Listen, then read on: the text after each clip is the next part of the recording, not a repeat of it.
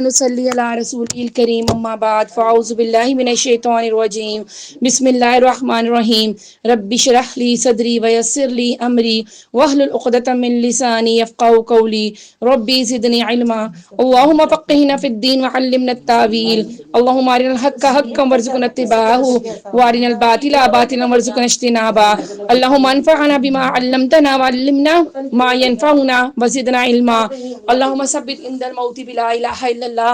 اللہ ہمیں موت پر کلمہ لا الہ الا اللہ پر ثابت قدم رکھیے. اللہ ہم جو کچھ پڑھنے جا رہے ہیں اللہ ہمیں اسے سننے، اس کو سمجھنے اور اس پر عمل کرنے کی توفیق عطا فرمائے.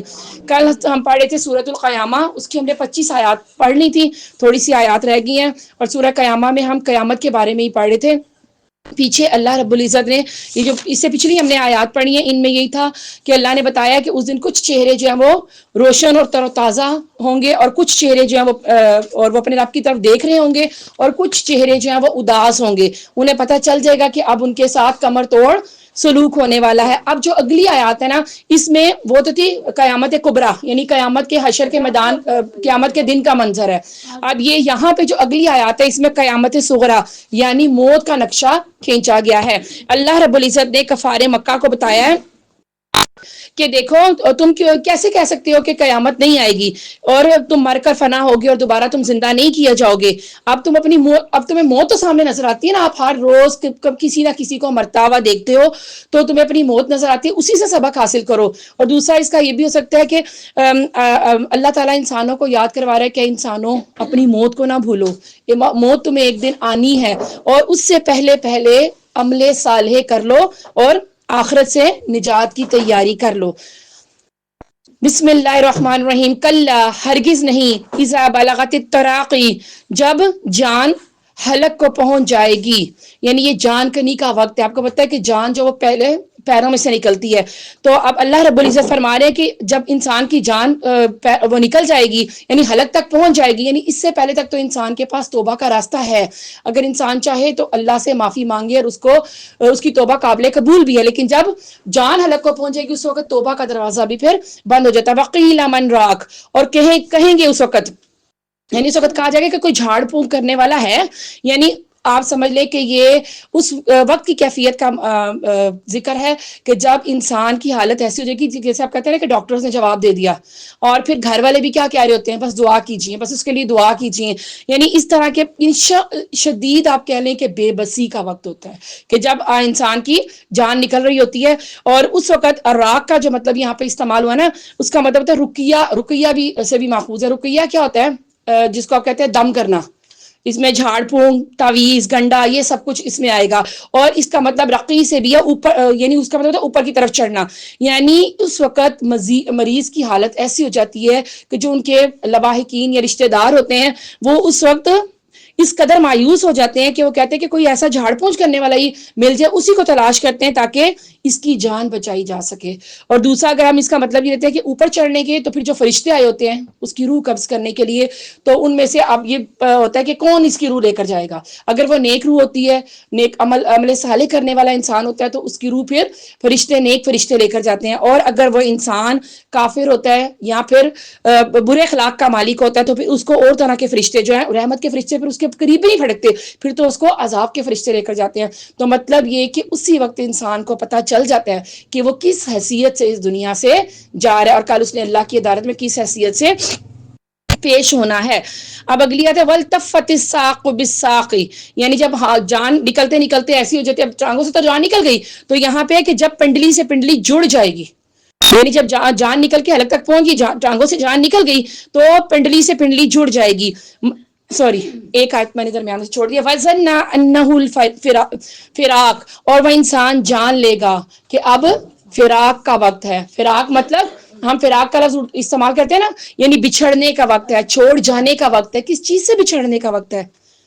اپنے گھر والوں سے، اپنے اہل و عیال سے، جس کی خاطر انسان بعض اوقات ہم جتنے گناہ کرتے ہیں نا کبھی کبھی اپنی اولادوں کی خاطر کرتے ہیں، تو انسان کو اس وقت سمجھ آ جائے گی جب انسان کی موت کا وقت آئے گا کہ اب ان اہل و عیال، ان گھر والوں سے بچھڑنے کا وقت آ گیا ہے، ان تمام چیزوں سے، اپنے تمام رشتہ داروں سے، اپنے تمام دوستوں سے بچھڑنے کا وقت آ گیا. وہ مال اسباب جو ہم نے دنیا میں چاہے حلال سے اکٹھا کیا تھا یا حرام سے، اس کو چھوڑ جانے کا وقت آ گیا. وہ گھر جسے بڑے چاؤ سے، بڑے ارمانوں سے ہم نے بنایا تھا، اور اگر ہم اپنے لیے لینا تو وہ الماریاں جو اپنے اپنی بڑی شوق سے برانڈ کے جوڑے اکٹھے کیے تھے، ان سب کو چھوڑ جانے کا، ان سب سے بچھڑ جانے کا وقت آ گیا. اپنی اولادوں کا، ہر چیز، ہر وہ چیز، کیونکہ جو تو اللہ کی خاطر عمل کیا تھا وہ تو ساتھ جائے گا، جو دنیا کا تھا وہ تو سب یہاں رہ جائے گا. انسان کو اس وقت سمجھ آ جائے گی کہ اب میرا یہاں سے جانے کا وقت آ گیا. والتفت الساق بالساق، جب پنڈلی سے پنڈلی ملا دی جائے گی. ایک مطلب تو اس کا یہ ہوتا ہے کہ جب انسان بالکل موت کے بالکل اینڈ وقت پہ ہوتا ہے تو ظاہر سی بات ہے ٹانگوں سے جان نکل گئی.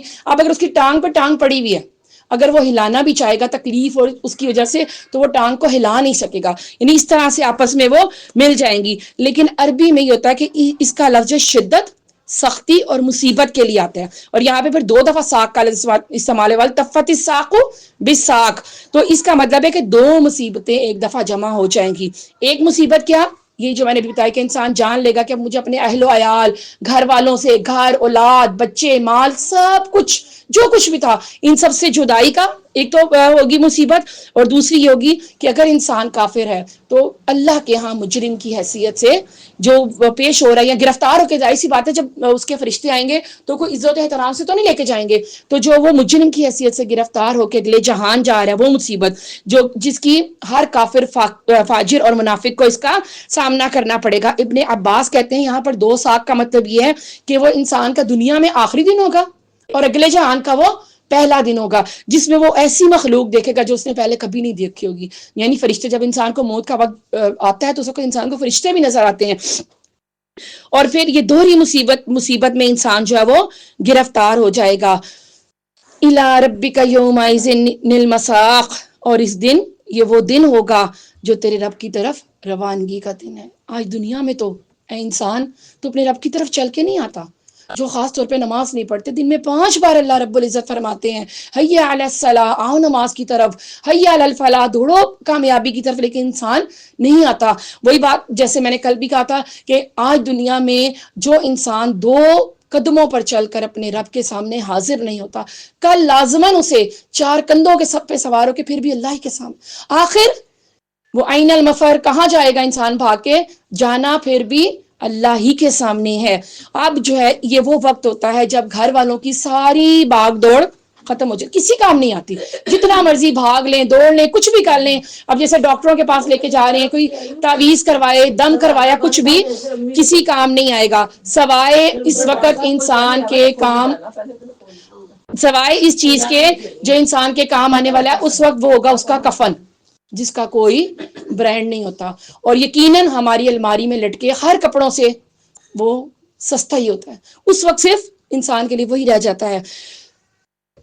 فلا صدق ولا صلی، تو نہ اس نے سچ مانا اور نہ ہی اس نے نماز پڑھی. یہ اسی کا انجام ہوگا جس نے دنیا میں نہ اللہ کی باتوں کو سچ مانا، نہ رسول کی بات کو مانا، اور نہ ہی اس نے نماز پڑھی. بعض کہتے ہیں کہ اس سے مراد کہ ایک شخص، خاص شخص کی طرف اشارہ ہے. کچھ نے تو کہا ہے کہ ابو جہل کی طرف اشارہ ہے. تو یعنی اس بات سے بھی پتہ چلتا ہے کہ ہو سکتا ہے کہ کسی شخص نے قیامت کا، یہ سورہ قیامت جو ہے وہ سن کر کچھ ایسا رویہ اختیار کیا ہو جس کے بارے میں اللہ رب العزت نے کہا ہے فلا صدق، تو نہ اس نے اس چیز کی تصدیق کی اور نہ ہی نماز پڑھی. ولکن کذب وتولی، اور لیکن اس نے جھٹلایا اور تولا، منہ موڑ کے چلا گیا. یعنی ایسے تو جیسے ہم وہ کہتے ہیں ہمیں کس چیز کی کوئی ضرورت نہیں ہے، ایسے بندہ منہ موڑ کے چلا جاتا ہے، اس طرح سے وہ گیا. ثم ذهب الى اهله يتمطع، پھر وہ اپنے گھر والوں کی طرف اکڑتا ہوا چل دیا. اولا لک فاولا ثم اولا لک فاولا، ہلاکت ہے اس کے لیے، پھر ہلاکت ہے اس کے، ہلاکت ہے تیرے لیے، پھر ہلاکت ہے تیرے لیے. ثم اولا، پھر ہلاکت ہے لکا تیرے لیے، اور ہلاکت ہے. یعنی اللہ رب العزت نے یہاں پر اولا کا لفظ جو استعمال کیا، وہ اس کا ایک تو معنی یہ ہوتا ہے کہ یہ بد دعا کے لیے کلمہ آتا ہے. ہلاکت کا معنی بھی ہے اس میں، جیسے کہ توف ہے تم پر، اور یہاں پھر اس میں خرابی، تباہی، کمبختی، سب معنی اس کے اندر آ جاتے ہیں. اور یہ لفظ اللہ نے 4 بار استعمال کیا. اولا لک فاولا ثم اولا لکفاؤلا، یعنی 4 بار اس شخص کے لیے ہلاکت ہے جس نے اللہ کی بات کی تکذیب کی، یعنی اللہ کی بات کو نہ مانا، جھٹلایا، اور یہی رویہ اختیار کیے رکھا یہاں تک کہ وہ دنیا سے ہی چلا گیا۔ تو اس کے لیے پھر 4 دفعہ اللہ نے ہلاکت کر دی، ایک تو اس کی موت کے وقت، دوسرا اس کی قبر میں، تیسرا حشر کے میدان میں، اور چوتھا جو ہے وہ اس کا جہنم کا اس کے لیے آیا ہے۔ اَيَحْسَبُ الْإِنسَانُ أَن يُتْرَكَ سُدًى، کیا انسان نے سمجھ رکھا کہ اس کو یوں ہی چھوڑ دیا جائے گا، کوئی اس کو پوچھنے والا نہیں ہوگا۔ سدا کا لفظ ہے اس اونٹ کے لیے بولا جاتا ہے جو یوں ہی پھرتا رہے ادھر ادھر، جہاں چاہے جائے، اس کی نگرانی کر، یعنی اس کا مالک کوئی نہ ہو، کوئی اس کو منع کرنے والا یا اس کو روکنے والا نہ ہو، یعنی شتر بے مہار کا لفظ جو ہم اکثر استعمال کرتے ہیں۔ کیا انسان نے اپنے آپ کو شتر بے مہار سمجھ رکھا ہے کہ اس کے خالق نے اسے زمین میں بالکل ایسے ہی چھوڑ دیا ہے، نہ اس سے کچھ، نہ اس کو دوبارہ زندہ کرے گا، نہ اسے کسی بات کا حکم دیا ہے، نہ کسی چیز سے اس نے منع کیا ہے، نہ وہ اس سے پوچھے گا کل کہ کیا کر کے آئے اور کیا نہیں کر کے آئے، نہ وہ کسی چیز کا حساب لے گا، نہ اس کو کسی نیکی کا اجر ملے گا، نہ ہی کسی گناہ کا خمیازہ بھگتنا پڑے گا۔ انسان نے اپنے آپ کو ایسا سمجھ لیا ہے۔ ایک جگہ اور آتا ہے قرآن میں، افحسبتم انما خلقناکم عبثا، کیا انہوں نے سمجھ رکھا ہے کہ اللہ نے انہیں بیکار پیدا کر دیا ہے، وانکم الینا لا ترجعون، اور تمہیں کبھی ہماری طرف لوٹ کر نہیں آنا۔ یہ سورہ مومنون کی آیت نمبر 115 ہے۔ اب اس سے ہمیں کیا پتہ چلتا ہے کہ ہمارے میں اور جانوروں میں بہت فرق ہے۔ جانور تو جو ہے اس کا زندگی میں کام ختم ہو جائے گا، لیکن انسان ایسا نہیں ہے کہ مرنے کے بعد بس سب کچھ ختم ہو جائے گا، جو کیا بس ٹھیک ہے، ایسا نہیں ہے۔ اللہ نے جب ہم نے اس کے شروع میں بھی پڑھا نا کہ اللہ نے قسم کھا کے اس کی کھائی تھی نفس لوامہ کی، کیوں اللہ نے ہمارے اندر یہ ضمیر نام کی چیز رکھی ہے؟